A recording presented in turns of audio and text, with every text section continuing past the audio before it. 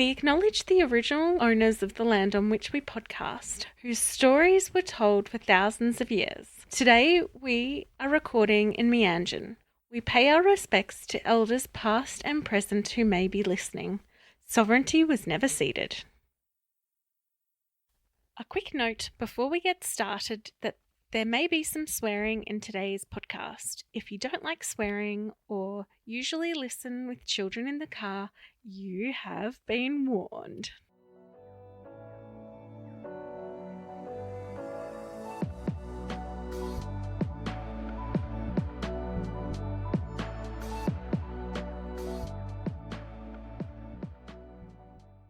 Hi Sam, how are you going?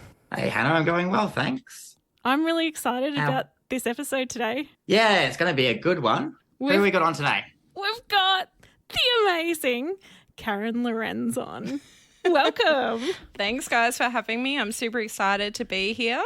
We're super excited to have you. Karen, you just come back from Sydney. How was that? Oh, it was so amazing. The last Sydney event, I only had 20 people, which was amazing, with having a small group, but then we've increased it to 51 people, and it was just a bunch full of people that really loved what they did and wanted to collaborate and wanted to connect, and we're just really like happy-go-lucky providers and loved the innovative way, I guess, that KonnectFEST is, and it really filled my cup, I guess, as they say. So let's go back and explain a little bit about who you are. Where did you grow up? So I'm originally from Melbourne in Frankston, but then we moved when we were quite young, and I lived in Ararat, which is a little small town in Victoria. Lived in that small town till I was about in grade 5, and then we moved up to Queensland and then became, I feel like a Queenslander, but still feel like I'm a Victorian at heart at times. It was a really, lovely place to grow up, being in a small town, but then also, having that difference of being in Queensland and having, I guess, the big city life as well allowed me to grow and be who I am. So, yeah. Awesome. So you've mainly lived in Brisbane. Have you lived anywhere else in Queensland? No, just Brizzy. Just been a Brizzy girl. I've lived on the south and north side, now based kind of southish away. So yeah, awesome. And so, how did you get into the disability sector? Yeah, so I worked in disability employment services. Prior to that, I worked in, like, I guess they call it the generalised employment sector. I did that for 15 years, and then I kind of realised, okay, I want to jump out of that area because I did it for 15 years, loved it, learnt a lot from it, but wanted to experience something different. I wanted to work in the NDIS, but didn't know how and what I wanted to do. I then did support work as an independent support worker, community access, social and community access, for about 6 months with participants. And it's funny, I worked with a lot of, I had a specific kind of people I worked with. I worked with people who were autistic and people who had an intellectual disability. I did that, and then I decided that I did love it. I had a friend, he said, "Are you going to build a mini empire, Karen?" And I says, not really. It's not because I don't love the industry. It's just it wasn't my jam and it didn't set my soul on fire. So then I started to do support worker marketing, which is positive brand awareness marketing, and then filtered into doing little mini events in KonnectFEST. And that's kind of where I am now, and just loving it. It is what sets my soul on fire and what makes me happy every day. And I love, I always say to my husband, it's supposed to be a 15-hour per week job. Sometimes there's 15 hours per day. So the part-time element kind of went throughout the window, but I wouldn't change it because I absolutely love what I do. I think that you love what you do really shines through. And I love KonnectFEST. So tell us. It is good. Tell us what KonnectFEST is. Yeah, so KonnectFEST is really about any provider really coming together and just connecting. I feel like there needed to be a space where it was like anybody from a small to medium to large provider just be together and connecting and helping one another. I feel that providers can't just do it alone. So I felt like let's create a space that allowed providers to connect, but also to learn about other people and not to cost you, an arm and a leg to I guess sponsor an event or, be a part of something, that it was cost effective, but also you got, I guess, as they say in the business world, return of an investment that you really gain so much more from KonnectFEST, because it's a space there that you're learning from other providers, you're learning from the speakers, but you're also gaining so much network. And it's not just a network from the people that attend the event, it's their network as well, because I feel that the providers that are coming, they're all wanting to help one another. And if they find out about a cool provider that's there, they're going to tell their friends within their network and say, hey, I met this really cool provider and this is what they're doing, and it's innovative and it's different, and it's not like the boring old same things that really just won't work in the industry. So it is just a really cool, place to come, connect, learn, and just empower one another to succeed and do really well. Yeah, it's I quite like your connection fest. That's how we all met. So. Yeah. And now we're besties. But we are. But it does. Los three amigos. Networking's not something that comes naturally to everybody. So do you have any sort of tips and pointers for some of the people that may not feel comfortable getting out and introducing yourself to random new strangers? Yeah, I mean, that's the thing. It's quite a daunting experience of being like, hi, I'm this person and this is what I'm doing. My, I guess, advice is to definitely think about what makes you different and what's your why. Because I personally hate when I talk to providers and they're really not sure what they're doing. And they're like, oh, we do core and capacity. And I'm like, oh, I really want to know more. I need to know, like, this is what I'm really passionate about. Like, I get really excited when providers are doing things that they're really passionate about and when you talk to them. So, like, when you go up and you're talking to a person, you can either do the old trick of, like, I know providers do it to me all the time, like, oh, I love your pink hair. Like, and they always point out something that I'm wearing or something that you have. I mean, maybe that might be easier for a girl to say that. Maybe guys won't work so much. But, I mean, it could. It just depends, I guess. But but it can be just, even just rather than going forward and going, oh, hi, hi, Sam, I'm Karen from KonnectFEST, this is what I do. Actually going, hey, Sam, so what do you actually do? What's your why? What are you doing different in the NDIS space? And asking that question, because it relieves that kind of stress and that anxiety that you have to be like, okay, crap, I've got to have I hate that word, elevator pitch, but like people love that. I personally dislike it, but I'm like, it allows you kind of just to make you feel a bit more relaxed because you're learning about them. My thing is always to think about, okay, when you're talking to that person, think in your network, in your brain and go, who can I actually connect that person with? And once they've said their little bit, go, oh, look, Sam, I actually know someone that would be really great for you to connect in with. I'd love to actually connect you guys together. Can I grab your business card if it's not being given? So you're essentially like showing to them that you're giving rather than just taking, and rather than just blurting out everything about yourself.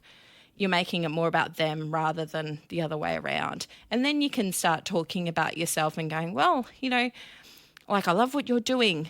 This is what we're actually doing here in, our business, and talking about, you can talk about your why, you can talk about more about what you're passionate about. Because I feel that when you talk to providers who are really passionate about what they're doing, you get excited as well and you want to learn more and you want to help.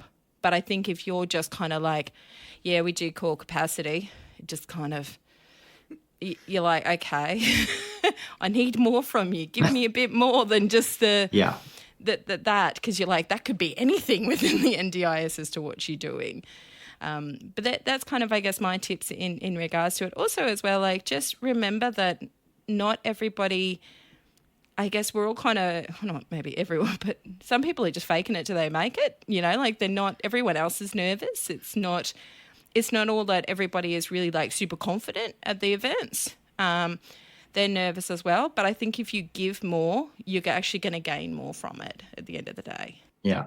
Yeah, that's some very, very good advice there. And like Hannah and I were talking earlier before we started recording, and we're saying that even we still get a bit nervous when we go to these events. And how do you sort of get get the confidence to start up a conversation with the person you're sort of walking in with or something like that. So I mean, probably Yeah, like I still do as well. Like at times, I remember when I had my first event this year, I was literally curling my hair in my bathroom, and I'm hyping myself up and like kind of re-talking what I'm going to say at the first event I had. And my son's like, "What are you doing, Mum?" And I'm just like, I'm confidence building myself, and I still get nervous, even though it may not be seen. I still get nervous at times because sometimes I am meeting like the Sydney event. I knew maybe probably about 10, 20 people, but 30 other people I didn't know. So I'm meeting essentially 30 new people, and I'm like, cool, this is different, but this is awesome. Yeah, absolutely. And then there's days when I get to KonnectFEST and I go, ugh, I do not feel this. I don't know if I really want to talk to people. Why did I decide to come? And then I find once, like, particularly you get started, because usually you have a bit of a spiel first and explain to everyone how it all sort of works. And by the time, and then by the time a few people have spoken, I'm like, okay, I'm right. I'm here. It allows you to kind of get into the groove of things. So there's a little bit of networking in that beginning part, but I know that people are like at that high point of being super nervous. So then it's like, okay, guys, we have a bit of morning tea, but we can sit down. You can all kind of just chill and just kind of get your nerves back, I guess, and get that confidence and kind of go. But also see the providers that are like, oh, they're doing really cool stuff. Like, oh, I could do it. Like, I could inspire them to maybe change the way they're doing things, or just think it's actually cool to think outside the box and not just be like go with the norm. And then when it comes to lunchtime and it's networking time again, we're eating food, so you can talk about food and then you can also talk about networking, and it's like in a less informal kind of way, rather than like, because KonnectFEST is definitely a chilled kind of environment. It's definitely not corporate or it's just chilled, really. It is definitely. Yeah. It's chill, and I love the times when we get to sit around and chat at lunchtime. That's really awesome, and you get to really get into a good conversation. Yes. It's a natural conversation over lunch. Yes. Which I really enjoy. It's not, we're all like eating together. It's not a force, like you must talk, you must, but it's like usually one person starts and then it just kind of goes and becomes more of a natural thing, rather than being like, oh crap, I'm in a room and I have to talk to these random people and it's like really full on and it's scary. It's like, and also you get to eat good food. So it's like, because I love food. So I'm like, I want to make sure it's good food. We're eating good food and we're talking and we're learning, and, you're essentially starting that pre-start of a relationship building, because that's what KonnectFEST is about. It's like it's like a pre-game. We're doing it. You get to really get to know people so that, okay, do I want to actually go out for coffee later on out of the event and actually get to know them even more, which I really love, instead of having like, a 2-minute talk and then you're like, I don't know if I want to talk to that person even more. Like, you need to know a bit more. Which I love. Yeah, and what I find is even when I don't have a participant for someone right then and there, they might have sparked something in me and I go, oh, that is such a good idea though.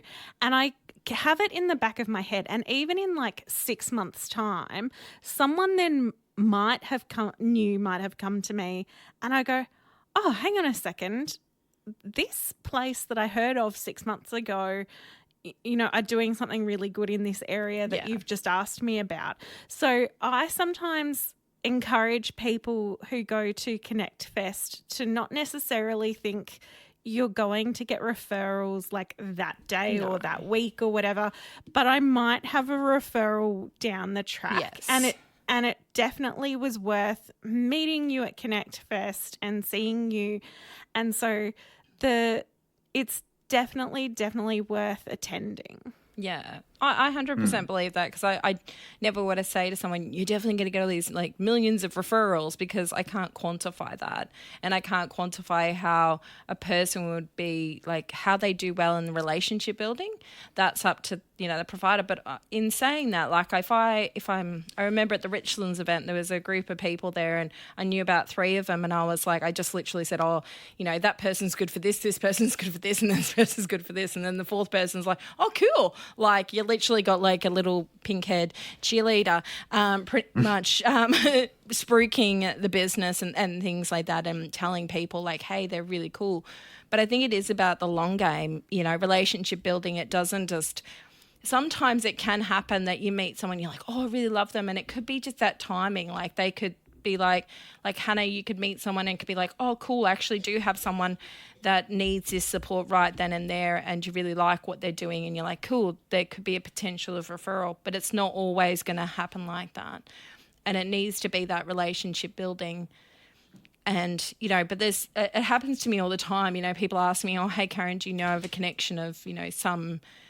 really could be an obscure thing. And I'm like, oh yeah, I met someone at KonnectFEST and somewhere. I'm sure that they can help. Let's connect you guys together. And then it's up to them as to what they do with that connection, really, at the end of the day.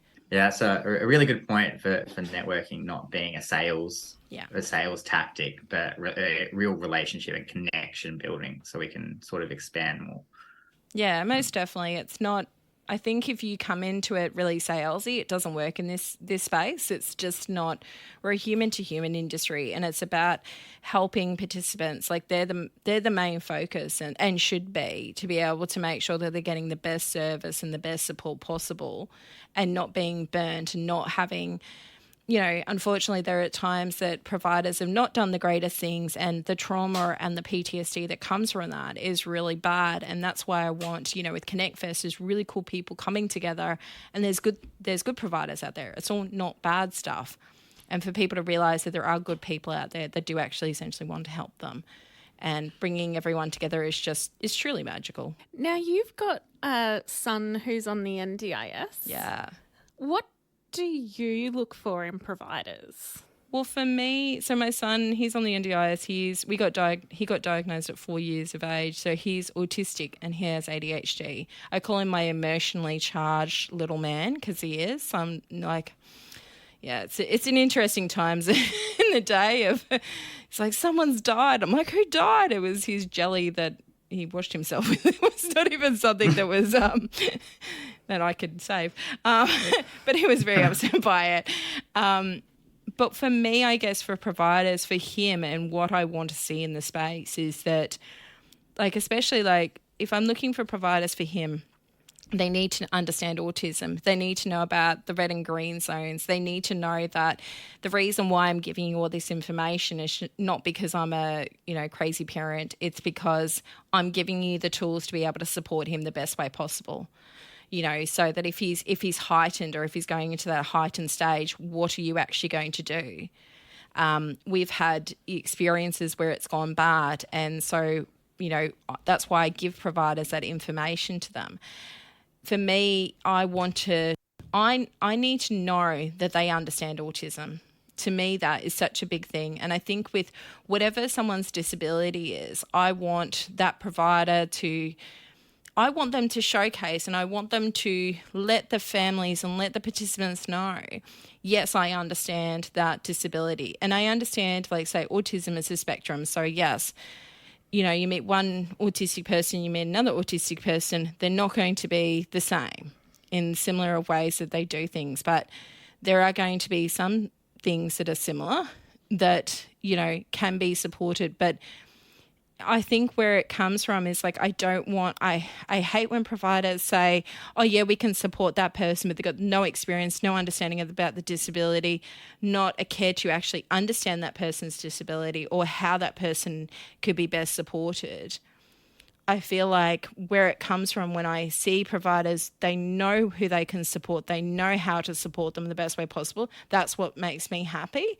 And I know as a parent, that's what sets my soul on fire, to be like, okay, cool, well, I will connect you, and I'm more than happy for them to support my son, because it is a scary thing. I think people don't realise, well, I think they do realise, but I find it quite ironic that we're in the space where like, okay, well, my son is going to, I don't know, say a support work, they're doing a group session. We're essentially dropping them off at a stranger's place to get supported by a stranger and then go to a strange place. It's just like, it's a bit, I need to make sure that they understand it and understand him to be able to support in the best way possible. Yeah, it's a really important point that sometimes gets missed in the intake, and the whole complexity that sometimes providers have to go is really trying to understand how best to understand each individual and to be able to support that individual the way that they need. Yes, and the way that they want as well, because I mean, it's not because I'm just saying for shits and giggles that there's a reason as to why that if you give my son ice that it will help him calm down if he is, getting to that point. It's not, I'm telling you that just because, oh, that's just a fun little antidote. It's like, no, this will help you. Otherwise the red zone's going to go way more. And I guess what I want is that to providers to realise that, if a person is going through a red zone, so they're getting really heightened, it doesn't just stop when I go to pick him up. It can go on for even like a couple hours to even a couple of days, or even to like later on, like if he had a bad experience, he remembers everything and he'll tell me things that happened like 3 years ago. And it's, you're like, yeah, cool, that happened 3 years ago. Can we move past it? Like, but like for him, it feels so still raw. And it's like, you don't want people to experience these things. And that's why, like, it scares me if providers say, oh, I can help you. But then you question it and they're like, no, you really can't. Work within your niche, and what works best for you is actually going to work better for the participants and their families. And there's less trauma and less PTSD that's going to come from it. Absolutely. And that's a good core fundamental of trauma-informed supports as well.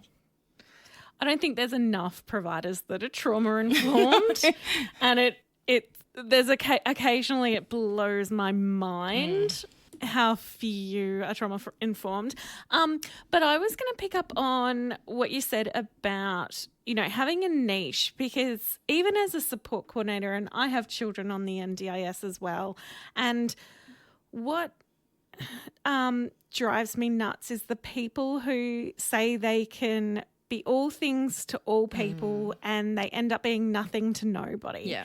And we need you to be focused. Yes. And if you think you understand autism, just do that and do it really well.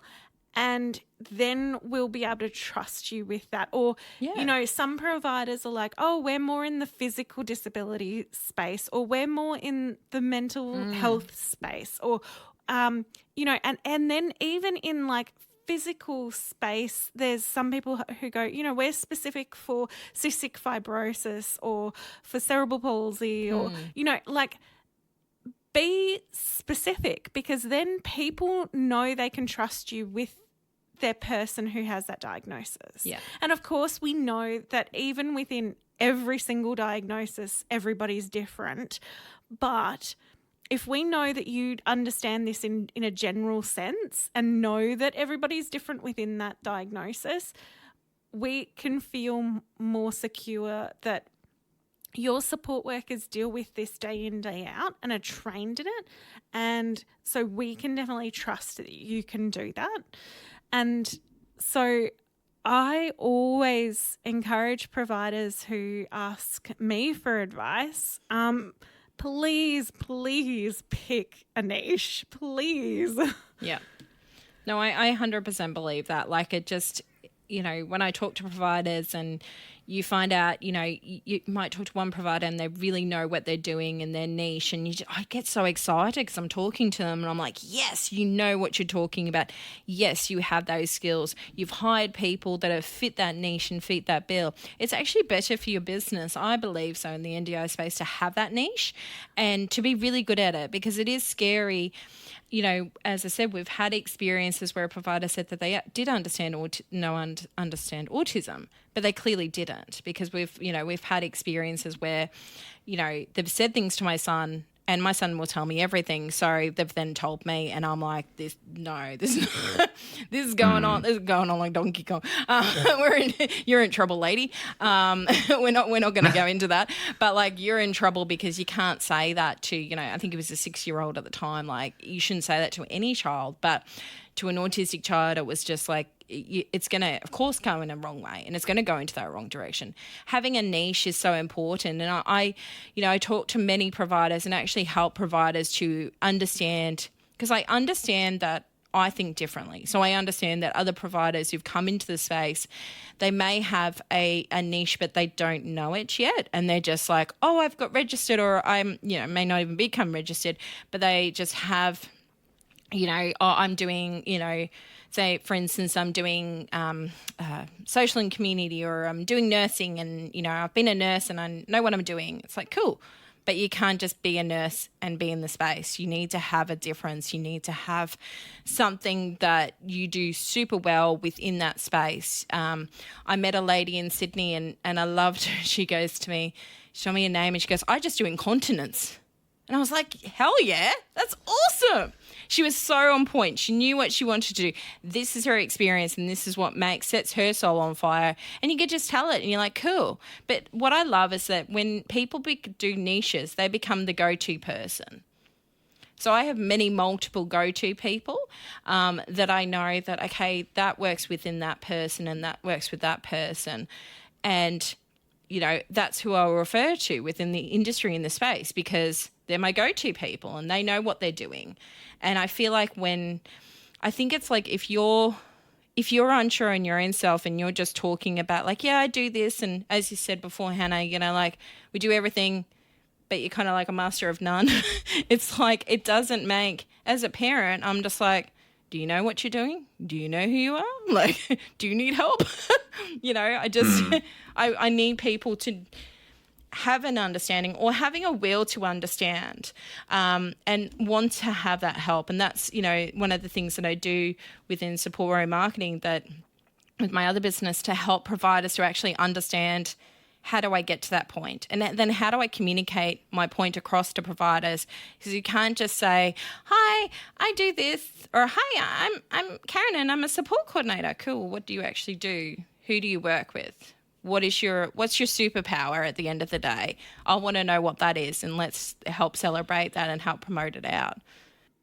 Yeah, that sort of flows into a point that I express quite a lot, which is eligibility criteria for your services, for what participants you're going to do, and then not being afraid to say no because that's not your niche. So I think it's really important that you have that defined niche, you know what you're going to accept, and then you use that power of your connections that you've built through networking to then go, actually, I can't do this type of support. It's outside of my scope. But however, I've met this really awesome support coordinator that specializes in LGBTQI space, and you give her Hannah's number or and that sort of thing. Yeah, but it is. Same with hope for you, Hannah.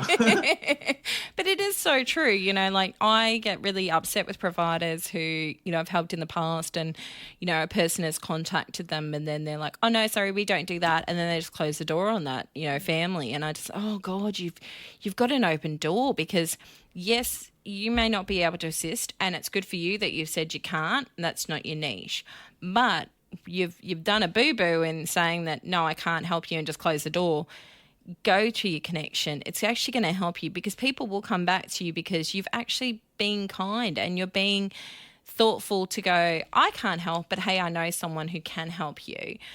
Because you never know, that person might be like looking, you know, for other services, but they really love your services, but, you know, you're not doing it, and then maybe you decide to do it, and that person could come back, or they could do other services that fit in with what you were doing, you know, and it comes back to you. Good karma comes back. But it definitely is giving that, you know, and it just helps that community grow even more, about connecting and helping each other, rather than going, oh, I just do everything I do all by myself, because it's not going to work. Yeah, absolutely. So you in Support Warrior Marketing, you support providers with their marketing needs, because there's so many ways and different things that you can do. And I think you have different packages, different price points, don't you? So do you want to tell us a little bit about how that works? Yeah, so I have, I guess it's kind of like the basic, it's like the beginner package, I guess, in some ways, to help providers, because I strongly believe, you got to have a niche. You got to know what your niche is. You got to know how to communicate your niche out, through social media. So that's, having that first, because I feel like it's like when you're, I don't know, it's like when you're ever starting your own business, you want to kind of come out like a bull out of the gate, and you want to come out like, haha, I'm here, but I'm doing awesome stuff. Not like I'm here and I'm here. You kind of want to have a bit more oomph to it. So what I get to help providers is to showcase to them, okay, like, let's talk about what is your why and why you're doing the things that you're doing. What's your niche? How to actually communicate that to providers, how to communicate that through your socials as well. So that's kind of like a starter package that I have. And we do I create their first post for them as well, working with them as well. Then the other package is more about helping, through the social media.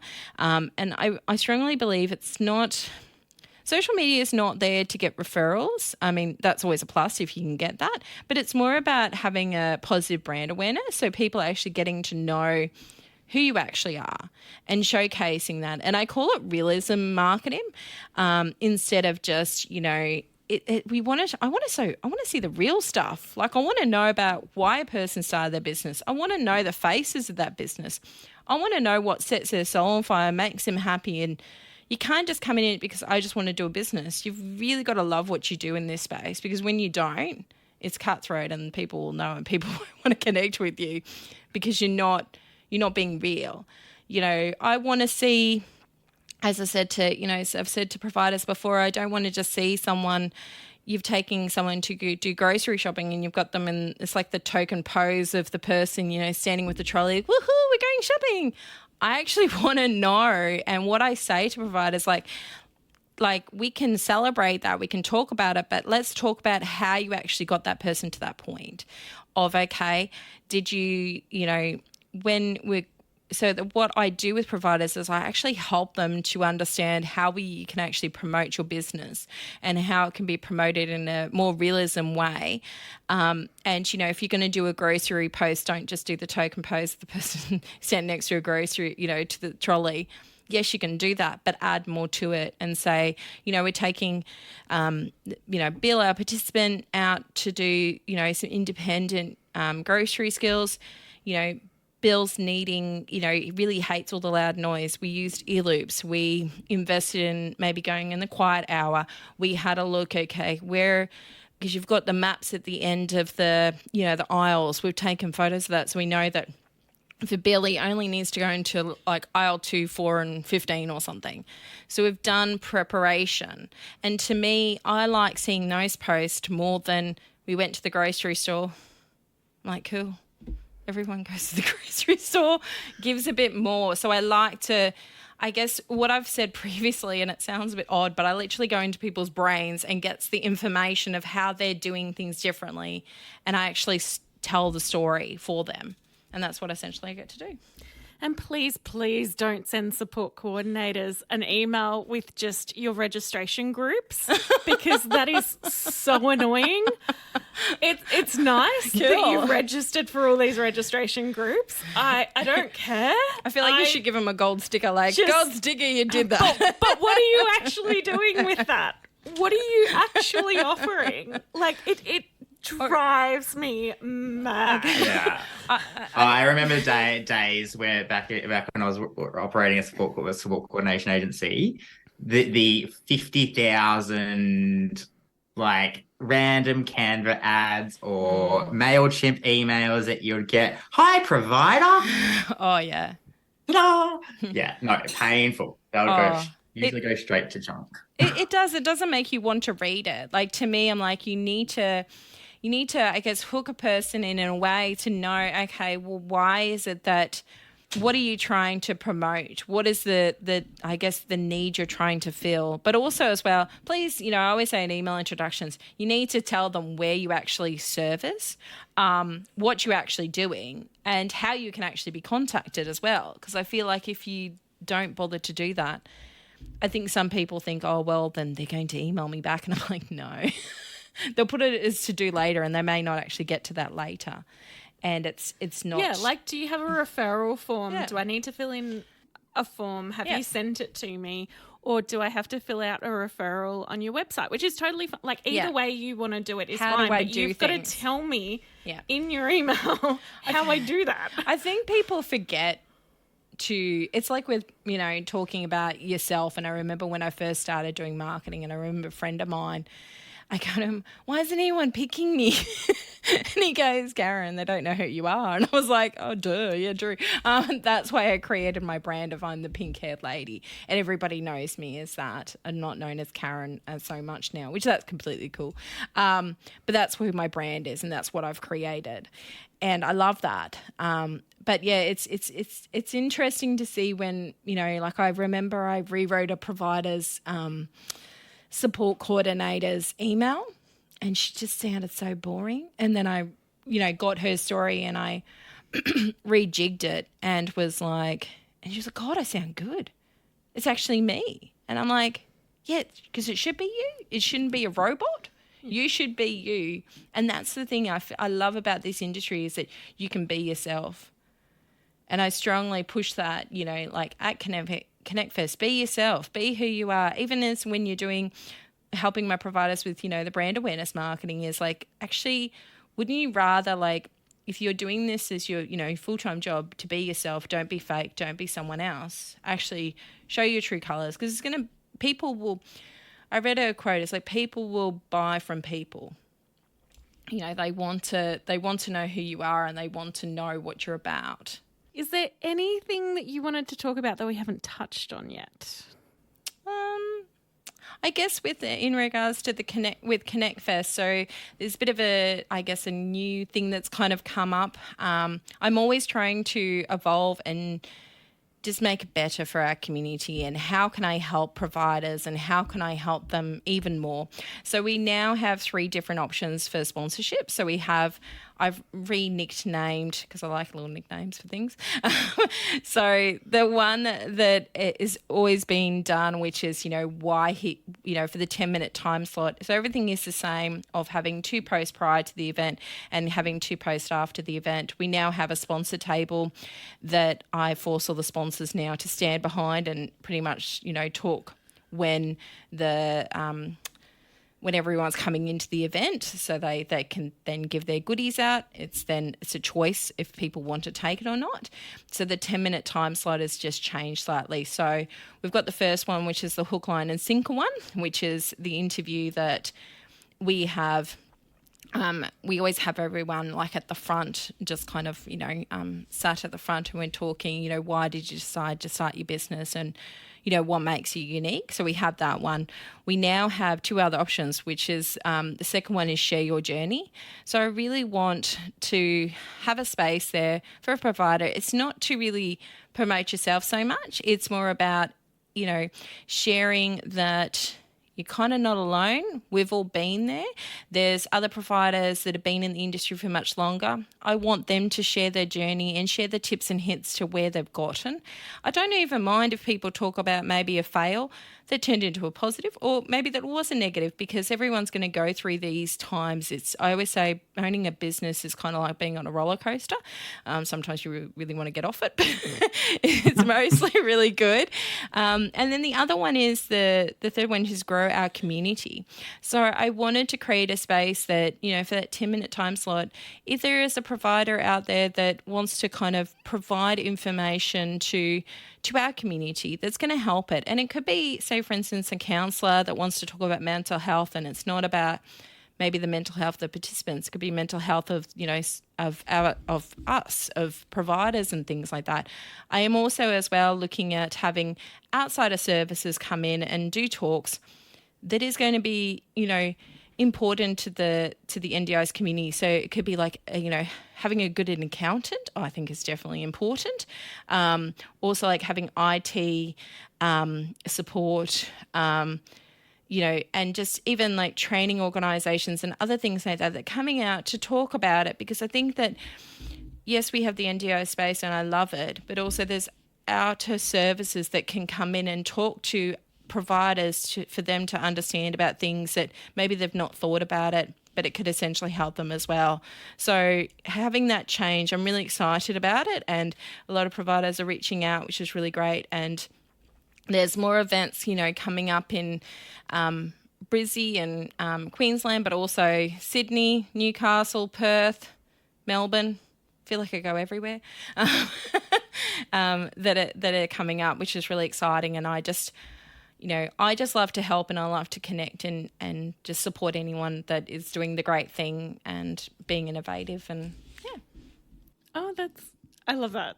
I love that you've got this new idea of how to do those talks. Yeah. I think it's going to be really exciting. So I will just really quickly talk about how KonnectFEST works. Yeah. So first of all, people come into the venue and there's networking time. So this is not defined. You just go in and you might talk to the sponsors at the sponsor table, and you get some morning tea and you chat to people as they kind of come in. Yeah. And then in a little bit, Karen will then gather everyone in to sit down.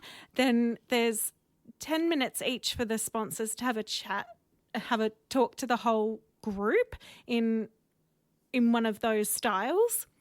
And then there's a break for lunch where, again, we get networking time. And then we come back together for the circle of connection. So the circle of connection is... I love this idea. It's fantastic. Yeah. I feel kind of funny I'm saying it to you, but I'm doing it in a really... I want to snapshot it to like put it in a nutshell so that people sort of understand what we're doing. So then everyone sits in a circle, one big circle with everybody, and people just say, hey, I've had this generalized issue. Like sometimes it's like staffing, or it's I've had an issue with, participants not wanting supporters of different ethnicities or, something like that. And so then as a whole community, we get to sort of chat about, oh, well, I've often done it this way, or this person might have an idea about, oh, well, I've sometimes done it this way. And I really love that way of it's also sharing those sort of resources of, because everyone's an expert in what they do. So I love it. I feel like you get to, what I really loved at the Richlands event is like, I hadn't noticed it previously, like probably had, but really hadn't thought about it. But I loved that everybody inputted it, like gave an input to the situation, but you really got to understand them as a person even more and identified what they do and how they do things. And it kind of it made you want to connect with them even more, because it was like, oh, you actually really get it. And it was, at events, what I love about the Circle of Connection, it's not like, oh, well, you fudged up, like, you made a boo-boo and you've done that. It's more of it's a total safe space. So if you've got a big problem and you're needing a help, we as a community are helping and giving, constructive, ideas to be able to help them. And they come out going, oh, cool, like I've got a group of people that actually care, and we're not in it. We're all in it together. We all make boo-boos. That's okay. That's life. But how do you then do better next time, which I really love. And I have a good friend of mine, he said to me, he goes, well, Karen, like if you're networking and you've got a funny feeling about someone, and then you're in the circle of connection and you're kind of bearing your soul and the person being a bit of an ass, that you definitely don't want to connect with them later on. It allows you to realize that. But what I found with, KonnectFEST and the Circular Connection, there's no asses there. And I literally say to people, if you think it's a competition, there's the door and you can leave. No one's actually left yet. But it would be funny if anyone did. No one has left. But I think it's just all about empowering one another. And it's okay that we all, if you make a mistake or maybe it's not even making a mistake, but if you're needing help, I think it's cool to be able to do that, because it's a lot of providers. It's not like we have, yes, there's bigger organisations where you could ask, but small providers or medium providers may not have those people. They may not have the people yet to be the go-to people to go, oh my God, I need help. Absolutely. I love it. Yeah. Awesome. So our last question, as always, is, in your ideal world, what would the future of the NDIS look like? Oh, gosh, that's a big question. I think for me is that there's more education for families and participants to actually understand the NDIS and what providers do. Also, that there's more collaboration, there's more connectivity, that there's no bullshit of it's competitiveness. That's just not the way it should be. That we're all helping one another. As you said before, Hannah, that there's experts in fields that what they do. Can't we just be kind and help one another and support one another, and not to allow it to be a competition?